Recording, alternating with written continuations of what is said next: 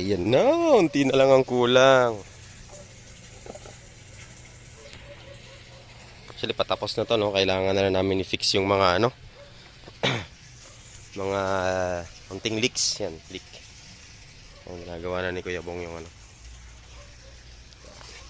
So dito hindi na natin madadaanan kasi okay lang. Ito tatakpan ba namin? Ayan, chine-check lang namin yung flow kung okay.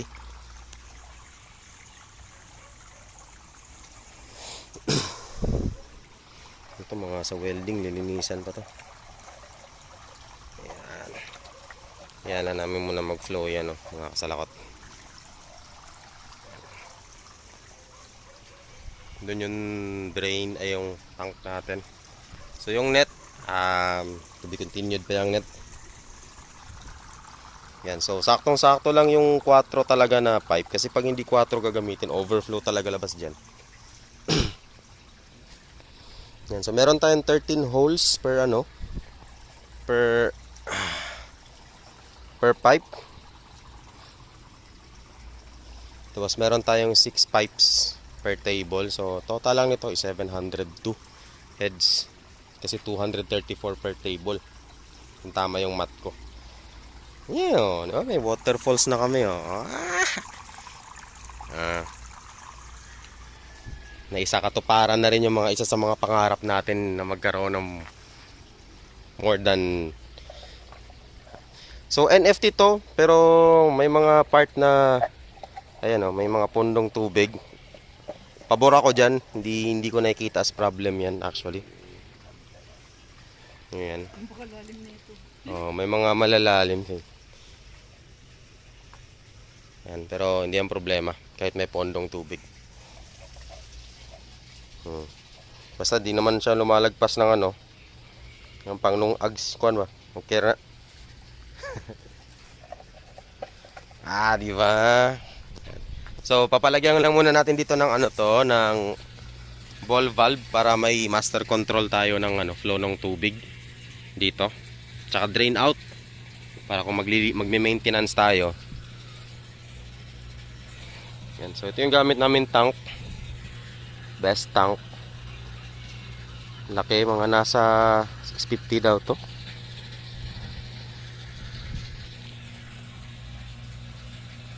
$660.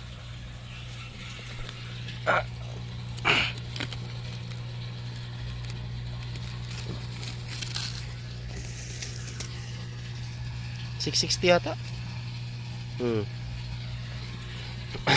So kailangan ko pang alamin kung gaano karami yung ano niyan, hanggang saan yung kailangan na natin na tubig, no. Ayan po yung drain out namin, no. Ay, drain out yung return. Yeah. Medyo delikado pa ma-shoot dyan.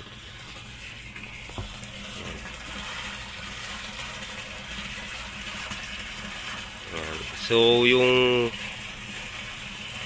pump na ginamit dito, nakikita nyo is Uno. Tapos lakas ng pump, grabe.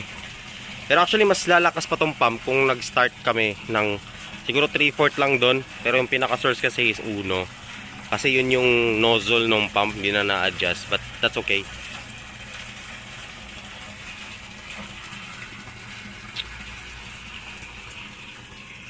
All good, excited na akong taniman to, no. Oh, pwede kayo ligo dyan, love. Pwede rin lunurin. Walang ahon-ahon, love. Oo, pwede kayo. Shower. May itatry pala kami, kasi usually, di ba, cup tsaka kokopit ang gagamitin. So try namin kung makakuha kami ng supply ng Rockwool. Maganda yung ideya nila, loves, eh.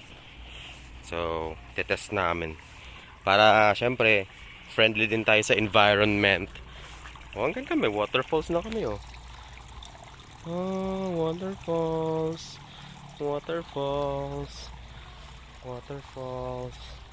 May tawa sa labas.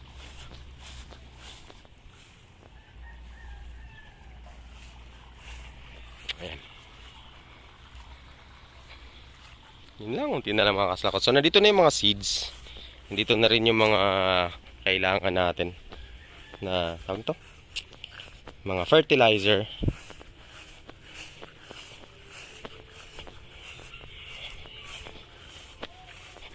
Ito. So meron tayong mga calcium nitrate at magnesium sulfate. Nandito na lahat. Nandito na rin yung mga ayan, mga fertilizer. Okay. Meron tayong ito, grow more. Tayo lang magtitimpla ng fertilizer. Meron din tayong CFF. Okay. So bakit meron tayong grow more tsaka ano? Kasi why not, 'di ba? Then pwede tayong magtimpla ng sarili nating fertilizer para maka-minimize sa cost. At the same time, not much of a difference naman. Okay, same output. So we also have pang pH control. Diyan, those are phosphoric acids. Food grade. Then haluin na lang natin, didilute natin sa tubig. Okay. So meron kami mga sobrang mga downspout. Siguro ang total na sobrang to is 2, 4, 6, 8, 10, 22. 22 downspouts. Next project namin yan, gagawa natin ng ano yan, A-frame and half A na frame. Pang display doon sa store somewhere. Meron daw store. In the future, no? Hindi pa naman namin alam. Pero prepare na lang din namin. Ayan. So, may mga buko-buko. For now, hindi namin gagalawin yan kasi I don't think malaking epekto niyan. Siguro ito, baka papaalam natin. Tsaka yung mga saging dun sa likod. Okay. But, for me, personally, I don't really think na yung mga shade na ganito is malaking epekto. Okay, yung mga ganyan. Eh, yun siguro. Tayo din natin tapyasin lahat ng mga saging dyan. Diba? Excited na ba kayo? Ako excited na ako. Excited na talaga ako. Okay.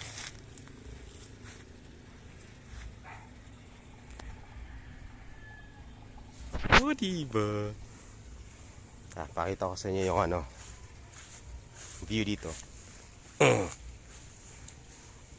Ganda ng pagkatrabaho. Ito pala yung ano, inlet namin, 3/4. Yan. Diba? Solid. Ganda ng pagkagawa, no? So, ito yung ball valve. Yan.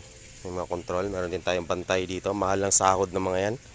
Okay, sila yung mga bantay. Yan, si guard 1, si guard 2. Yan.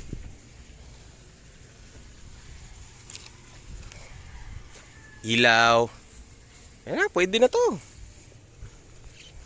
Pwede na tayong mag-add ng mga supply. So kung may kailangan kayo mga lettuce needs niyo, dito na lang sa amin, no? Dito kami sa Perilos Karkar. Kontakin nyo na lang kami sa page or message me na lang directly. Masusupply namin weekly yung mga lettuce needs nyo. Just pag-usapan na lang natin.